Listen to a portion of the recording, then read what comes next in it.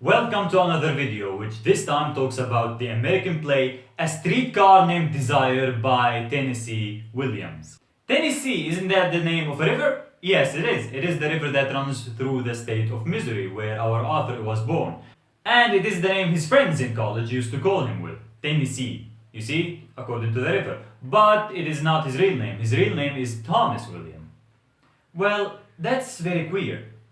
Queer indeed. And queer is the exact right choice of words here because our author was queer. And queer meaning homosexual. You see, he had a rough life. He was born to a poor family, he had an alcoholic father, his sister was crazy, they took her to an asylum when she was 20, all that made his life very terrible. So, yeah, it's normal that he becomes homosexual. Hope that wasn't homophobic. But over and above all that, when he failed in college, his father decided to send him to a shoe factory where he could work. And it's like a journey in hell. Well, this rough life of our author made him write very disturbing plays about very disturbing characters. Like our great character, Blanche DuBois, the main character of A Streetcar Named Desire. Now, I don't have to hide it, I hate the character. I hate Blanche DuBois. I hate her so much that I hate to read the play and I hate to make this video, but it's necessary. So, Blanche DuBois, the character who is always wearing white and always taking baths and always drinking liquor and smoking, and from time to time she has sex with people she shouldn't have, like her student.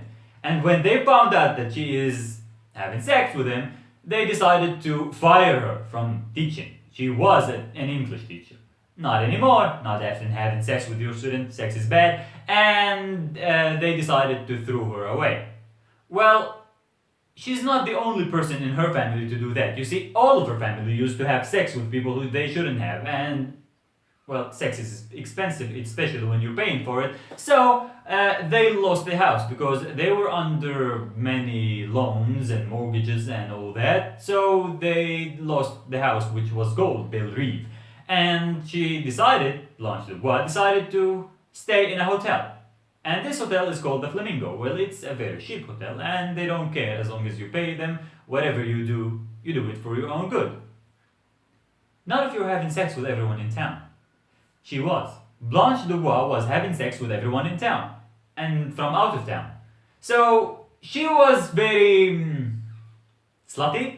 That's the word? Maybe. She was very slutty. And even a hotel like the Flamingo could not stand someone like Blanche DuBois, so they decided to kick her out. So she went and lived with her lovely, lovely sister Stella, who happened to be married to someone who is, well, she says caveman, Stanley Kowalski. Now Blanche, being so honest, doesn't tell her sister how she was fired. She tells her that I took a leave of absence. I'm on a vacation. I'm only visiting you.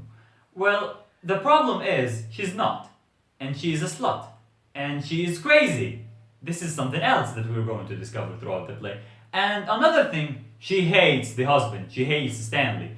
And this Stanley is a very big man and very macho man and like a caveman, as she describes. Now, Stanley doesn't like people coming into his house very often, and being there makes him not being comfortable. Not that he is not getting comfortable all the time. He is. And this is because he is a working man and he is a mechanic or something like that, so he is always covered with oil and dust and, you know, a working man from an industrial city like New Orleans. You see, he doesn't like it.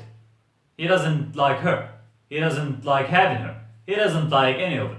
And he doesn't like that she is lying about it. He doesn't know, but he finds out. Now, it's not enough for Blanche DuBois to go into Stanley's life and ruin it, but she goes into the life of his friend, Mitch. And she tells him all the lies about how she is young, and about how she is single, and about how she is innocent, and about everything that could get him to fall in love with her. And this is dangerous. Why? Because first, she is old. Second, she is not that innocent. We already know that. And third, well, if she is married to Mitch, then she is going to stay in that city and Stanley is not going to like it, especially that she keeps on telling Stella, her sister, to leave Stanley. It's not cool, lady. Stanley does not like that, so he decides to dig in her past. So he goes and asks around, and he finds out that she has been fired from teaching because she had an affair. We already know that, and we know because she is fired, she can no longer go back to Laurel. And we know that she lost her house, and we know that she has nowhere to go. But he does not have to pay for all the liquor that she is drinking and all the baths that she is taking, so he decides to give her a one-way ticket to Laurel. Now, the time that Stanley chose to give her the ticket was her birthday, and by that time, Stella was very pregnant, and they have a bit of a fight. And Stella is about to give birth to her baby, so he takes her to the hospital. And while Blanche is alone in the house, comes Mitch. Now, Mitch comes in, angry and furious, because Stanley told him all about Blanche's past. Now, Mitch comes in, he's outrageous, he's very angry, and he comes in wailing on Blanche. He tells her, I know all about your past, I know all about everything you did, and I know that you are not who you say you are. And there he takes her and he puts her against the light, and he tells her that, oh, he sees her face and he sees the wrinkled face and the effects of alcohol and smoke. And he tells her, well, I didn't mind that you were old, but at least I thought you were straight. You see, another thing in her past, well, that she had a lover, and this lover turns out to be gay. And when she finds out that he is gay because she caught him in the act, well, he kills himself, he commits suicide. And this gay man, Alan, because he commits suicide, Blanche went close to insanity. And this is very dangerous because now we don't know if she's really a victim or if she is someone who just wants and lusts for many things, who has a desire, as the title of the play, A Streetcar Named Desire. And you see, now we may sympathize with her. I don't, but we may. You can see that Mitch is not, and because he is not sympathizing with her, he leaves. And this leaves Blanche devastated. Now comes in Stanley. His wife is still in the hospital. He comes in, he opens a bottle of beer, and he starts drinking. And he's obviously very drunk, but he's about to do something very stupid. He rapes his sister-in-law. He rapes Blanche DuBois. The next scene, we don't see Blanche sane. We see her going completely crazy. We see her that she is thinking that she is a princess, dressed in all the fancy fur and all the fancy pearls that she has, but she is about to have something done to her. They are going to take her to an asylum. And there comes in the doctor and his nurse. And when his nurse comes near Blanche, Blanche tells her no, and she fights. But when the doctor comes in, Blanche tells him, I always depended on the kindness of strangers, and this makes us feel very sympathetic towards this character. Not me, of course, I don't. I don't because she is crazy. She had a boyfriend, and this boyfriend turned out to be gay, and he killed himself, so she went crazy and had sex with everyone in town. And then she moved to her sister's house, and she decided to take her sister away from her husband. Now, I love, as you can tell, something called binary oppositions. And I love them only because they make it easier for me to explain the play. Now, let's divide the play into two binary oppositions. So, Blanche DuBois, the woman from the country, the woman who is always wearing white, the woman who is always living in fantasy, the woman who does not care about reality, the woman who thinks she is a princess, the woman who always sings, the woman who only wants life to be aristocratic, or something like that. Well, this is Blanche. You remember all these words. Now something else, we have Stanley.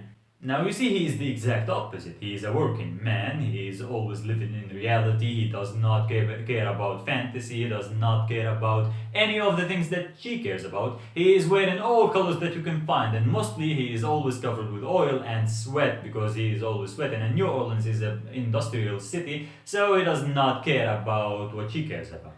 And you can see the struggle. You can see that this is the conflict we have, and this is the only conflict that we should care about. Why? Yeah. We should care about this conflict because it is allegorical. Allegorical means it stands for something else, which means that These two characters are not only Blanche DuBois and Stanley Kowalski, but they stand for much more. Much more, such as, well, the North and the South. Now, the North and the South have very, very disturbing past, like a civil war. And you see, this civil war was because of slavery. You see, the South, the agricultural life, needed to have slavery. And the North, no, the free life, needed to have freedom. And eventually, the North won. But Blanche DuBois is still living her fantasy. Not that she wants slavery, no, but she wants to be the princess.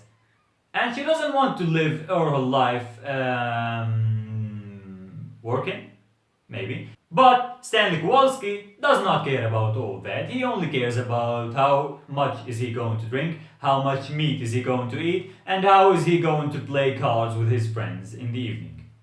Well, all that is the realistic life of a man who is always working. It's not the life of a princess who is always dreaming. You see the difference? Dreaming. Well, talking about dreaming, you see, Blanche was living in a white house, a white castle, and this house was called Belle Rêve. Now you see, Belle Rêve means beautiful dream. Could this stand for the American dream? It could. It could stand for the American dream because this dream of getting whatever you want and being whoever you want and doing whatever makes you feel happy is the American dream. Well, that dream ended. That dream is lost. Belle Rêve is lost. And so the American dream. What does that mean? Well, that could mean that industry won, that the working life won, that the life of everyday won. It's not the life that you fantasize, it's the life that you need to live. You need to keep working, to keep living, to keep on going on with life, keeping up with life, so to speak. But Blanche doesn't like it. And it may be a reference to losing the American dream, to the industry and all this hard working life. Now, what does it mean if we contrasted all these things? Like we have magic against realism, we have fantasy against the hard working life, we have the country against the city, we have dreams against industry. What's all that? Well, all that is the American life. It is the modern life, not just the American life. You see, it is a play, after all, and it is a modern play. And in this play, we are speaking directly to the audience, and we are telling them how life is, and how this modern life is changing. It is killing the past. And I'm not really sad about killing the past, given the type of past that we are talking about, but we are talking about something which is killing the innocence and killing dreams and killing fantasies and living in a hard-working life, which all you have to do is to work. Every day, work until you die. There, life becomes no longer romantic. There is no more romantic love, no more fantasies, no more magic. You see, Blanche tells this to Mitch at the end of the play. She tells him, I don't want realism, I want magic. But he was a realistic man who lives in a realistic city, which is New Orleans. Now you should know about the meaning of every name in the play, because the name of the play, A Streetcar Named Desire, is a name of an actual streetcar named Desire. And there is Elysian Fields, which means paradise, and there is cemeteries. All these are names of streets. And those names have many meanings. And by the meanings of those names, you can get the meaning of the play. You see, she has to ride a streetcar named Desire through the cemeteries and then to Elysian Fields. You see, desire gets you to the cemetery, which means to the grave, which means to death. And then you might go to Elysian Fields, which is a paradise? Maybe. Well, it's your choice. You can read the play and you can say whether it's paradise or whatever it is. Thank you so much for watching the video. It's been a pleasure for me to make videos for you, and I hope that you comment and share and leave any questions you want.